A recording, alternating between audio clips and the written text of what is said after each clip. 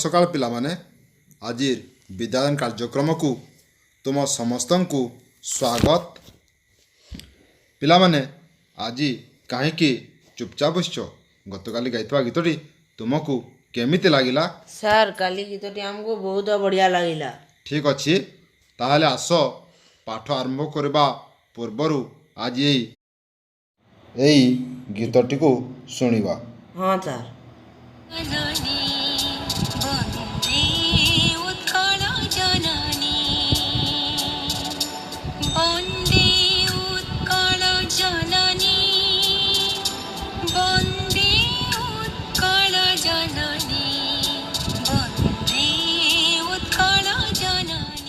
गीतटी को तो शुणिल पिलामाने? हाँ सर।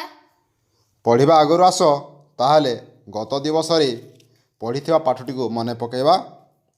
कहल पिले तुम चतुर्थ श्रेणी साहित्य कलिका बही रे थिबा हजिला दिनर कथार लेखक किए? सर राम साहित्य कलिका बहिर हजिला दिनर कथा पाठर लेखक रमेश चंद्र भंज।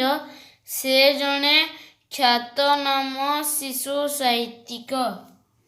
हाँ ठीक कहिछ। एथर कहल से शिशु मानक पाई कौन कौन लिखिछंती? से शिशु मानक पाई कुटा काठी पतर गप गुंठिली इत्यादि लिखिछंती। ठीक कहिछ पिलामाने।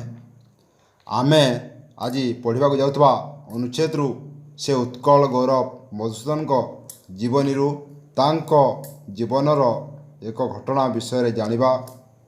ताले आस एथर पाठटी को आरंभ करिबा। पिलामाने पाठ आरंभ करिया पूर्वर गोटे कथा प्रति ध्यान देव।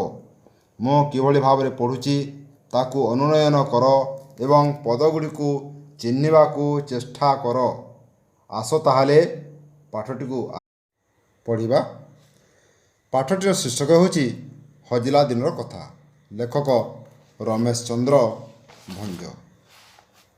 सकाळ बोला देह को बड़ हित बेस फूर्ति लगे सतेज लगे। से दिन मधुबाबू सबुदिनिया सकाळ बोला सारी कोठी को फेरी आसुथांती। नीति किल्ला पड़िया घेराए बुली न आसिले बाबू को शांति लगे नहीं। बेले बेले बारबाटी कड़ दे महानदी कूले कूले थोड़ाई बाट चली जाती। हाथ में थाए सिंगबाड़ी। घर लेउटाणी मनटा टिकी हालुका लगे। सिंगबाटा हाथ में घूरू थाए। काली अंधारू से बाहरी जाती।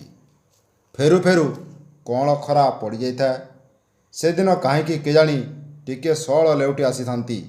हता भितर पशु पशु आखिरे पड़िला गिना गड़ू ठेकी ढाल थुआ होईची। कोतरा कस्ता पिंधा स्त्री लोक केतोटी अपेक्षा करी ठिया होइछंती। सेमानक काखरे कुनी कुनी छुआ। बाबू को देखी सभी शंकी गले। स्त्री लोकंक चेहरा जेमिति छुआंक चेहरा ताकू बड़ी। समस्त मुंड नुखुरा हाड़ुआ देह को ठाकरा मुह ओठ सुखिला आखि निस्तेज। छुआ गुड़िकंक देह पुंगुला पतला ओ दुर्बल चेहरा। बाबू काबा हेले एमाने आजी कुआड़े एठारे काहीकी? समस्तंक परे थरे आखि बुलाई बाबू पचारे कुआड़े सब आसीच? क्षीर पाई एई पिलांक सकाशे किए क्षीर देव? सुदाम भल क्षीर टिके दउछि तो? एथर आस ताले कठिन शब्द गुड़िक जानिबा। बारबाटी दुर्ग यह कटक सहर महानदी कूल अवस्थित। काली अंधार बड़ी भोर समय। सळ शीघ्र हता अगणा कोतरा महिला कस्ता अल्प मूल्यर रंगीन सूता शाढ़ी।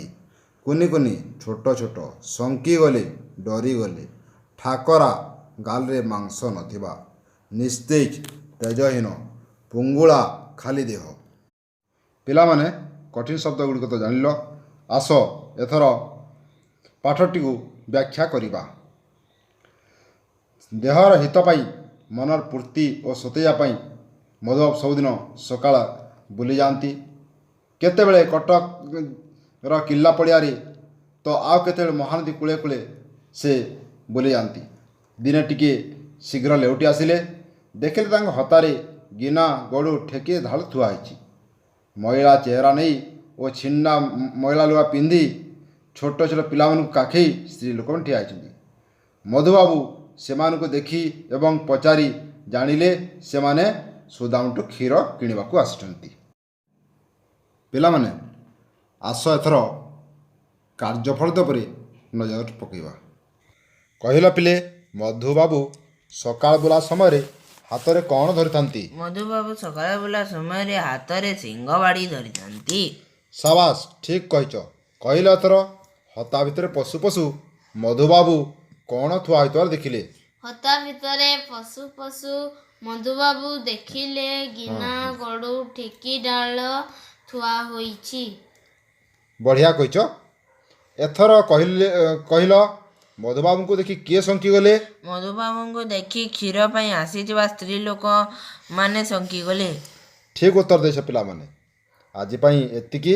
ଆସନ୍ତାକାଲି ସେ ସୁଦାମ କିଏ, କେଉଁଠି ତା ଘର, ମଧୁବାବୁଙ୍କ ଘରେ କ'ଣ କରେ ତଥା ଏ ପରିସ୍ଥିତିରେ ମଧୁବାବୁ କ'ଣ କରିଛନ୍ତି ସେ ବିଷୟରେ ଜାଣିବା। ଆସ ତେବେ ଆଜି ପାଇଁ ଏହି ଶିକ୍ଷାଦାନ କାର୍ଯ୍ୟକ୍ରମକୁ ଏଇଠି ବିରାମ ଦେବା। ସାର୍ ନମସ୍କାର। ନମସ୍କାର।